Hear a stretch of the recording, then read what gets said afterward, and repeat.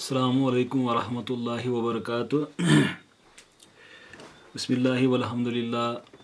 وصلی اللہ وسلم علی رسول اللہ. سیرت النبی صلی اللہ علیہ وسلم میں آج ہم غزوہ موتا یا اس کو غزوہ جیش العمرہ، تو اصل میں غزوہ تو اس کو کہتے ہیں جس میں حضور صلی اللہ علیہ وسلم خود شریک ہو، یعنی نفسی حساب شریک ہو. لیکن اس غزوہ میں حضور صلی اللہ علیہ وسلم مطلب اس جگہ جہاں پہ غزوہ ہوا وہاں پہ نہیں گئے. البتہ بہت سارے ایسے سیرت نگار ہیں جنہوں نے اس کو غزوہ میں شامل کیا گیا. تو شاید اس وجہ سے یہ ہے کہ مطلب کچھ کتابوں میں یہ لکھا گیا ہے کہ اس غزوہ میں بہت زیادہ اصحاب، تقریباً مطلب 3000 کے قریب اصحاب جو اس میں شامل ہوئے. اور اسی طرح سے ہمیں یہ پتہ چلتا ہے کہ جب موتا کے لیے روانہ صحابہ کرام رضوان اللہ تعالیٰ مجمعین ہوئے تو آپ ثنیۃ الوداع اس جگہ تک ان کو چھوڑنے آ گئے، تو شاید اس وجہ سے. لیکن اصل میں یہ سریہ ہے، اور اس کو غزوہ بھی مطلب بہت سارے ایسے سیرت نگار ہیں جنہوں نے غزوہ بھی اس کے لیے استعمال کیا ہے. تو یہ 8 ہجری میں جمادی الاول میں ہوا، یہ یعنی 8 ہجری میں یہ غزوہ پیش آیا. تو یہ ایسا غزوہ تھا کہ جب پہلی بار اس وقت جو سب سے بڑی طاقت دنیا میں تھی، یعنی جس کو سپر پاور ہم کہہ سکتے ہیں، یا مطلب جو دنیا کا اس میں سب سے عظیم مملکت تھی جس کو رومن ایمپائر، رومیوں کی جو حکومت تھی، اور یہ اس کے ایسٹ اور مشرقی سائڈ میں جس طرح یہ آج کے عرب کے علاقے ہیں. تو یہ پہلا ایسا موقع تھا کہ مسلمانوں کی آرمی نے مطلب سیدھے یہ آمنا سامنا ہو گئے اتنی بڑی طاقت کے ساتھ. ابھی تب تو مکہ والوں کے ساتھ یا پھر جو بدوی وغیرہ جو قبائل تھے یا نجد میں جو علاقے تھے ان کے ساتھ غزوات اور سرایا ہو رہے تھے. لیکن یہ ایسا پہلا موقع تھا کہ دنیا کے ایک سپر پاور کے ساتھ مسلمانوں کا آمنا سامنے انہیں جنگ ہو رہی تھی. تو اس کی مطلب اس کی جو وجہ یعنی کاز جو تھا وہ تھا کہ حضرت حارث ابن عمیر ازدی رضی اللہ عنہ ان کو حضور صلی اللہ علیہ وسلم نے روانہ کیا اپنے نامہ مبارک یعنی اپنا خط لے کے، تاکہ وہ جو بصرہ کا بادشاہ تھا حارث ابن ابی شمر غسانی، ان کو یہ مطلب جس طرح ہم نے خطوط پہ بات کی تو ان کو دعوت دے اسلام کی طرف. اچھا، جب حضرت حارث مطلب یہ روانہ ہو گئے تو یہ موتا کے جگہ پہ پہنچ گئے. جو موتا کی جگہ ہے یہ آج کی جو اردن ہے، جارڈن، اس جگہ یہ مطلب واقع ہے، اور یہ اس کے مشرقی علاقے میں جو آج کا جارڈن یا اردن جس کو ہم کہتے ہیں وہاں پہ واقع ہے. تو آپ سمجھیں کہ اتنی دور تک یہ مطلب گئے تھے. تو وہاں پہ ان کو جو بلکہ کا مطلب وہاں کا گورنر تھا، لوکل گورنر تھا، اس کا نام تھا شرحجیل ابن عمر غسانی. انہوں نے ان کو پکڑا، یعنی حضرت حارث کو پکڑا اور ان سے کہا کہ آپ کہاں مطلب معلوم ہوتے ہو آپ محمد صلی اللہ علیہ وسلم کی قاصد ہو؟ انہوں نے کہا ہاں. تو انہوں نے ان کو مطلب پکڑا اور ان کو شہید کیا. یہ جو حضور صلی اللہ علیہ وسلم کے مطلب ایمبیسڈر تھے، ان کی سفیر تھے جو نامہ مبارک لے کے جا رہے تھے. تو یہ مطلب دنیا کی تاریخ میں اس کو ہمیشہ سے ایک بہت بڑا جرم سمجھا جاتا تھا، کہ کیونکہ جو سفارتکار ان کو ہمیشہ سے مطلب ایک پروٹیکشن ملتی تھی، تو ایک ملک سے دوسرے ملک یہ جاتے تو ان کو قتل نہیں کیا جاتا تھا. تو یہ آپ سمجھے کہ ایک بہت بڑا جرم کیا تھا اس نے، کیونکہ ایسا کوئی رواج نہیں تھا یا کوئی اس کی مطلب اس کے لیے کوئی جگہ نہیں تھی کہ ایک قاصد کو وہ یعنی ایمبیسڈر سفیر کو وہ قتل کرے. لیکن اس نے اتنا بڑا مطلب بڑا ایک جرم کیا، تو حضور صلی اللہ علیہ وسلم نے اپنے اصحاب کو بلایا اور ان کو کہا کہ اس جگہ یعنی جس جگہ ان کو شہید موتا میں جس جگہ ان کو شہید کیا گیا ہے آپ کو اس جگہ جانا ہوگا. تو یہ جمعہ کا دن تھا اور 3000 کا لشکر تیار ہوا. تو اس میں بڑی بات یہ ہو گئی کہ حضور صلی اللہ علیہ وسلم جب ثنیۃ الوداع یعنی اس جگہ پہ آپ ان کے ساتھ گئے، ان کو ہدایت دے رہے تھے کہ جب آپ مطلب وہاں جائے اور مطلب آپ ان کو اسلام کی دعوت دے، اگر وہ اسلام نہ مانے تو پھر آپ جنگ کرے. پھر ان کو کہا کیسے جنگی جو مطلب جنگ میں آپ کے لیے کیا جائز ہے کیا ناجائز نہیں، مطلب کیا ناجائز ہے، ان تمام چیزوں پہ حضور صلی اللہ علیہ وسلم نے ان کو ہدایات دی. اچھا، اس پہ ایک بڑا جو حضور صلی اللہ علیہ وسلم نے وہاں پہ مطلب بات کی، ایک آپ نے ایک صحابہ کو اطلاع دی.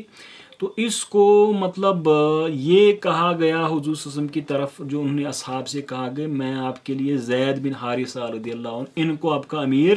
مقرر کرتا ہوں. اور اس کے بعد آپ نے فرمایا اگر زید شہید ہو جائے تو پھر جعفر ابن ابی طالب رضی اللہ عنہ وہ آپ کے امیر ہوں گے، اور اگر وہ بھی شہید ہوتے ہیں تو پھر اس کے بعد عبداللہ ابن رواحہ رضی اللہ عنہ وہ آپ کے مطلب امیر ہوں گے، اور اگر وہ بھی شہید ہوتے ہیں تو اس کے بعد آپ جو اتفاق آپ جس پہ کریں گے آپ اس کو اپنا امیر بنائیں گے. تو اسی لیے اس کو جیش العمرہ، کیونکہ اس میں اتنے مطلب مقرر کیے گئے تھے امیر اس جو آپ جیش یعنی آرمی میں جو یہ غزوہ کے لیے گئے تھے. تو یہ آپ سمجھے بہت ساری اس پہ بات ہو گئی، کیونکہ آپ کا علم ہے اور کچھ یہ بات کر رہے ہیں کہ آپ کو معلوم تھا کتنا مطلب اس سفر میں، اس غزوہ میں یا اس مہم میں کتنا زیادہ خطرہ تھا، کیونکہ دنیا کی سب سے بڑی طاقت کے ساتھ آپ لڑنے جا رہے تھے. تو اب انہوں نے کیا کیا کہ مطلب حضور صلی اللہ علیہ وسلم نے ان کو یہ دیا، اور سفید جھنڈا اس کے لیے آپ نے ان کو دیا. تو آپ یعنی اصحاب کا یہ 3000 کا لشکر نکلا اور آپ معان جو جگہ ہے وہاں پہ پہنچے، اور ان کو پتہ چلا کہ جو ہیراکل یعنی جو ہیراکلس اس کو کہا جاتا ہے، جو رومن امپائر کیسر تھا اس ٹائم کا، اس نے 1 لاکھ کے قریب فوج جمع کی ہے. اور اسی طرح کیونکہ یہ غسانی اس کو بھی معلوم پڑ گیا تھا، تو اس نے بھی عرب میں جو عیسائی کرسچین ٹرائبز تھے ان میں جزام، ولکین، تنو، علی وغیرہ وغیرہ، ان کی بھی تقریباً 1 لاکھ کی آرمی انہوں نے بھی اس کو جمع کی تھی. تو صحابہ کرام نے 2 راتیں معان میں گزاری، اور آپ مشورہ کر رہے تھے کہ آپ کو جب پتہ چلا کہ اتنا بڑا لشکر ہمارے سامنے ہے، یعنی 1 لاکھوں کی فوج، 2 لاکھ کی قریباً فوج ہے، تو اس میں 2 گروپ یعنی دوہرائے وہاں پہ ہو گئی. کچھ صحابہ نے یہ کہا کہ ہمیں پہلے حضور صلی اللہ علیہ وسلم تک یہ بات پہنچانی چاہیے، اگر وہ مطلب ہمارے لیے جو کہ مطلب اضافی فوج کمک بھیجے، یعنی ہمارے لیے اور زیادہ وہاں سے اصحاب آئے یا ہماری فوج آئے یا وہ کوئی اور حکم ہمارے لیے جاری کر دے تو ہمیں اس کا انتظار کرنا چاہیے. لیکن اس موقع پر حضرت عبداللہ ابن رواحہ رضی اللہ عنہ انہوں نے ایک جذباتی تقریر وہاں پہ کی، اور جس سے تمام اصحاب جوش میں آ گئے، اور پھر ایک وہ جذبہ جہاد ان میں بیدار ہو گیا، اور یہ تمام لڑنے کے لیے اب نکلے کہ ہمیں یہ جو رومی مملکت ہے، رومن امپائر ہے، اس سے ہم لڑے. تو یہاں پہ کیا ہوا کہ یہ بلقا پہنچے، اور وہاں پہ پتہ چلا کہ مشارف یعنی اس جگہ میں یہ جو رومی فوج ہے وہ اس جگہ ٹھہری ہے. تو صحابہ نے اس سے مطلب تھوڑا دور ایک گاؤں، مطلب اس کے قریب ایک گاؤں تھا، اس کا نام موتا تھا، اس جگہ صحابہ نے اپنا کیمپ لگا دیا. تو اب یہاں پہ آپ نے جو حضرت زید بن حارثہ، تو یہاں پہ آرمی کا ڈویژن، یعنی یہ آرمی جس طرح ایک جنگ میں ہوتا، تو یہ پہلی بار ہم اس میں سن رہے ہیں کہ جو رائٹ ونگ یعنی دائیں طرف جو آرمی ہوتی جس کو کہ میمنہ کہتے، اس پہ قطبہ ابن قتادہ رضی اللہ عنہ. اسی طرح میسرہ جو مطلب بائیں جانب آرمی کا حصہ تھا، اس پہ ابایا بن مالک رضی اللہ عنہ. یہ ان کو اس کے لیے یعنی ایک طرف سے میمنہ اور پھر میسرہ جو آرمی کی ونگ ہوتی ہے. اور جب جنگ کا آغاز ہوا تو اس میں مسلمانوں کو بڑا نقصان ہوا پہلے ہی، کیونکہ ان کے پہلے کمانڈر جو تھے زید بن حارثہ رضی اللہ عنہ وہ شہید ہو گئے. اس کے بعد جعفر ابن ابی طالب نے جھنڈا ہاتھ میں لیا، یہ جو رایا جو جھنڈا ہوتا ہے، تو وہ بھی شہید ہو گئے، ان کے بازو کٹ گئے اور پھر وہ شہید ہو گئے. اور اس کے بعد عبداللہ ابن رواحہ رضی اللہ عنہ انہوں نے جھنڈا ہاتھ میں لیا اور وہ بھی شہید ہو گئے. تو یہ ایک بڑا جس کو ہم سیٹ بیک مسلم آرمی کے لیے تھا کہ تینوں کمانڈر اس میں شہید ہو گئے تھے. تو اس موقع پر جو بعد میں ہمیں پتہ چلتا ہے کہ شاید کچھ ان میں سے واپس چلے گئے تھے مدینہ بھاگ کے، کچھ بھاگ گئے تھے اس میں سے، مطلب تھوڑی تعداد ان کی، کیونکہ اتنا جب تینوں کمانڈر شہید ہو جائے آرمی کے. اچھا، پھر ثابت بن اکرم یہ ایک بڑے وہاں پہ ایک مطلب جس طرح جذباتی قسم کے انسان ہوتے ہیں، تو انہوں نے جھنڈا اپنے ہاتھ میں لیا. اور اس کے بعد انہوں نے کیا کیا کہ انہوں نے جو یہ جس طرح ایک نعرہ دیا جاتا ہے، انہیں للکارا جاتا ہے اپنے قوم کو کہ آپ اپنا ایک امیر منتخب کرے. تو وہاں پہ ان کی قوم نے ان کو کہا کیا، یعنی جو صحابہ تھے انہوں نے کہا آپ بن جائے، لیکن انہوں نے حضرت خالد بن ولید رضی اللہ عنہ ان کا نام لیا. تو حضرت خالد بن ولید رضی اللہ عنہ انہوں نے مطلب ان سے کہا تھا کہ آپ مجھ سے عمر میں بھی بڑے ہیں اور آپ بدری ہیں، یعنی بدر میں آپ نے حصہ لیا ہے تو آپ کا حق بنتا ہے، لیکن انہوں نے یہ ان سے کہا. اور حضرت خالد بن ولید یہ پہلی بار ایسا ہوا کہ اسلام کے لیے وہ لڑ رہے تھے، اور جو ان کے اندر وہ ایک ملٹری جینیس تھا، وہ پہلی بار اس کا یہاں پہ مطلب پھر جو ایک مطلب ایک جو ڈیمانسٹریشن اس کی یہاں پہ ہو گئی تھی. تو یہ شام کا وقت تھا، حضرت خالد بن ولید واپس آئے اور اسی رات انہوں نے فیصلہ کیا کہ ہم اپنی آرمی کو پورا چینج کریں گے. یعنی جو آگے لڑ رہے تھے انہوں نے فیصلہ کیا کہ جو مطلب مقدمہ یا مطلب جو آگے مقدمہ تو جیش جو آگے لڑ رہے تھے ان کو پیچھے کیا. اچھا، اسی طرح جو میمنہ یعنی جو دائیں طرف لڑ رہے تھے ان کو بائیں طرف کر دیا، اور پھر آرمی کا ایک یونٹ باہر رکھا جنگ کے میدان سے. اور دوسرے دن جب رومن آرمی دیکھ رہی تھی تو ان کو یہ لگ رہا تھا کہ ان کی رات میں ان کی رینفورسمنٹ آ گئی، یعنی ان کو اور بہت زیادہ تعداد میں لوگ ان کی مدد کے لیے آ گئے ہیں، اور وہ یہ سمجھ رہے ہیں کہ یہ اب بہت بڑی جنگ ہونے والی ہے، کیونکہ ان کی مطلب وہ آرمی مدد کے لیے آ گئی ہے ان کے لوگ. اور اب ان کی کیونکہ ان کو سمجھ نہیں آ رہا تھا کہ جو کل لڑ رہے تھے وہ کہاں گئے. تو کتابوں میں یہ پتہ چلتا ہے 7 دن تک یہ مطلب یہ غزوہ جاری رہا. تو یہ ایک سائیکالوجیکل وار اب یہاں سے سٹارٹ ہو گیا. تو جب وہ خالد بن ولید نے یہ دیکھا رضی اللہ عنہ، یہ دیکھا کہ مطلب یہ اب اس میں پڑ گئے ہیں کنفیوژن میں، تو اسی ٹائم انہوں نے حملہ کیا. اور پھر جو ان کی مطلب روایات میں جو ان کے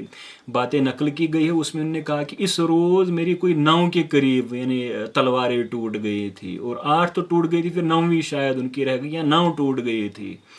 تو اس میں انہوں نے جب چارج لیا تو وہ بالکل بکھر گئے رومن آرمی پوری، اور اس طرح سے وہ میدان سے بھاگ گئے. تو یہ ایک بڑا مطلب کوئی چھوٹا نہیں تھا، ایک امپائر کے ساتھ ایک چھوٹی سی آرمی یہاں پہ لڑ رہی تھی.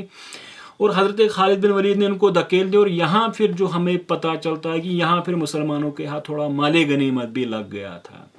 تو یہ ان کا ایک بہت بڑا کام تھا، کیونکہ یہاں اتنے بڑے لشکر سے اپنے آرمی کو اپنے آدمیوں کو نکالنا سیفلی، اور پھر تھوڑا مال غنیمت بھی وہاں سے یہ کوئی چھوٹی کامیابی نہیں. اچھا، اس ٹائم پہ حضور صلی اللہ علیہ وسلم سے جو معجزات کا ظہور ہوا، یعنی جب آپ مدینہ میں آپ مطلب وہاں پہ بیٹھے تھے تو آپ صلی اللہ علیہ وسلم انہوں نے اپنے اصحاب کو کہا کہ آپ یہ مطلب آذان کہے، اور اس کے بعد آپ نے اعلان کیا کہ مطلب آپ یہ کریں کہ صلاۃ جامعہ، یعنی آپ اس سے پتہ چلا کہ حضور صلی اللہ علیہ وسلم کوئی تقریر خطاب کرنے والے ہیں. تو آپ نے ممبر نبوی پہ برابر یہ جس طرح یہ حالات یہاں پہ آپ نے سنا دیا، کیسے زید شہید ہو گئے، اس کے بعد حضرت جعفر، پھر حضرت عبداللہ، پھر آپ نے کہا کہ اب مطلب سیف اللہ کہ حضرت خالد بن ولید کے ہاتھ میں تلوار آ گئی، اب مسلمانوں کو فتح یہاں پہ ہو گئی. تو یہ مطلب ایک خالد بن ولید کا ایک بڑا کارنامہ تھا یہاں پہ کہ انہوں نے اب یہ بھاگ گئے تو اب یہ واپس آ گئے صحابہ.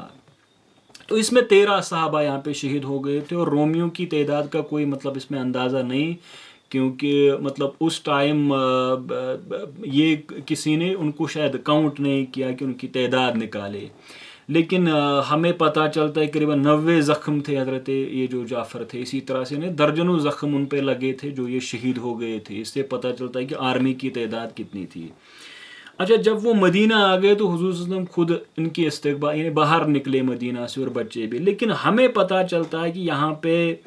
جو مدینہ کے لوگ تھے وہ ان پہ وہ غرد یعنی تراب کا لفظ اس میں آیا ہے کہ وہ ان پہ پھینک رہے تھے، اور ان کو کہہ رہے تھے کہ آپ فرار ہے، یعنی کہ آپ فرارون ہیں، آپ بھاگے ہوئے ہیں جنگ سے. تو بات وہ وہاں تک پہنچتی ہے کہ ان میں سے ایک چھوٹا سا گروپ تھا وہ یہاں سے بھاگ گیا تھا،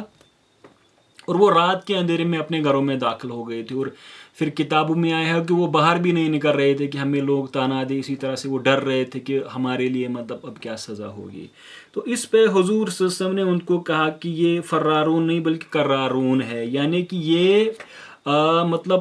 پلٹ کر دشمن پر حملہ کرنے والے ہیں. تو اسی لیے آپ نے کہا کہ فرار نہیں بلکہ کرار ہے. تو حضور صلی اللہ علیہ وسلم ان کو تسلی اور پھر کہا کہ اللہ تعالیٰ ان سے دین کا کام لے گا. تو اس طرح سے جو ان پہ وہ تانے دے رہے کہ یہ جنگ سے بھاگے ہوئے ہیں، تو یہاں پہ حضور صلی اللہ علیہ وسلم نے خود اس کے بارے میں فرمایا کہ یہ دشمن پہ واپس حملہ کرنے والے ہیں. تو پھر وہ ہمیں پتہ چلتا ہے کہ جب خالد بن ولید واپس گئے تھے اس علاقے میں، وہ مطلب آگے جب ہم اس پہ بات کریں گے. اچھا، اس پہ ایک اور بات ہے کہ کیا حضور مطلب یہ جنگ مسلمان ہار گئے تھے تو شروعات میں ان کو نقصان ہوگا، لیکن جو مال غنیمت وغیرہ تو یہ کتابوں میں اس کے لیے فتح کا لفظ ہے، اس لیے یہی صحیح ہے کہ اس میں مسلمانوں کو جو عام طور پہ اس کو کہا جاتا ہے کہ شکست ہوئی تھی، تو ایسی کوئی بات یہاں پہ نہیں ہوگی. مسلمانوں کو یہاں پہ کامیابی، اگرچہ شروعات میں ان کو نقصان ہوا. تو ایک بڑا تھا کہ ایک اتنی بڑی دنیا کی طاقت کو ان کو چیلنج کرنا، پھر ان سے لڑنا اور پھر اس طرح سے واپس آنا. اور یہاں سے حضرت خالد بن ولید کا دور شروع ہوتا ہے، اور اسی طرح سے جو پورے عرب میں یہ پھیل گئی تھی بات کہ کیسی اتنی بڑی طاقت کو، جس نے صدیوں تک دنیا کو مطلب ہلا کے رکھا تھا، اتنی چھوٹی سی ایک فوج نے ان کو گھٹنے ٹیکنے پہ مجبور کر دیا اور ان کو ہرایا وہاں پہ. تو اس سے پھر پتہ چلتا ہے کہ اس کا عرب پہ کیا اثر پڑا ہوگا، جو ہم آگے بھی بات کریں گے فتح مکہ پہ،